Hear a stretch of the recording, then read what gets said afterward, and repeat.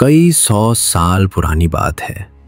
एक वसी सल्तनत पर बादशाह की हुकूमत थी। ताकतवर, ज़हीन, मगर अपने गुरूर में डूबा हुआ। उसे अपनी ताकत पर नाज था।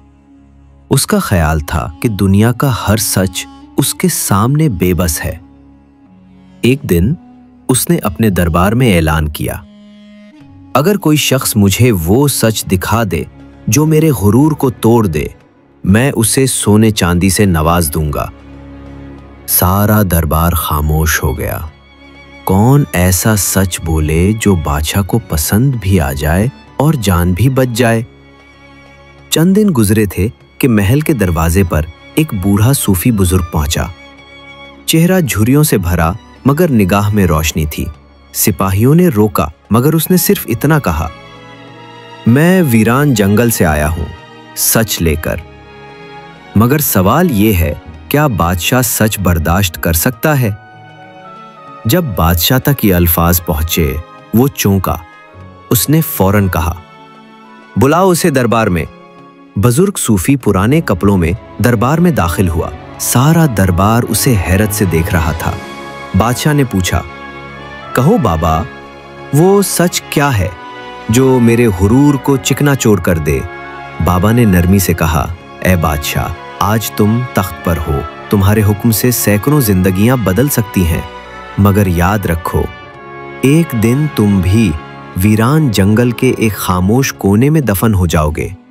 तुम्हारे महल, तुम्हारे हीरे, तुम्हारा ताज, सब किसी और का हो जाएगा। तुम्हारा नाम सिर्फ उस वक्त बाकी रहेगा जब तुम अपने इंसाफ और सच्चाई से पहचाने जाओगे। दरबार में जैसे वक्त रुक गया, लेकिन बुजुर्ग की आवाज जारी रही। गुरूर दीमक की तरह होता है, नजर नहीं आता मगर अंदर से खा जाता है। अगर तुम इंसाफ से खाली बादशाह हो, तो तुम्हारी सल्तनत भी उस वीरान जंगल से बदतर है, जहां आवाज भी गूंजती नहीं। अचानक बादशाह की आंखों में आंसू आ गए। उसने ताज उतारा और बुजुर्ग के कदमों में रख दिया। बाबा, आज पहली बार मुझे मेरी असल नजर आई। आज से मेरे फैसले इंसाफ, सच्चाई और आजिज़ी पर होंगे। बुजुर्ग मुस्कुराए और बगैर कुछ लिए वापस चल पड़े, उसी वीरान जंगल की तरफ। कहते हैं उस दिन के बाद बादशाह एक नया इंसान बन गया। ताकतवर जरूर रहा, मगर अब वो ताकत इंसानियत के लिए थी, गुरूर के लिए नहीं। क्योंकि जो बादशाह सच से न डरे, वही दिलों पर हुकूमत करता है।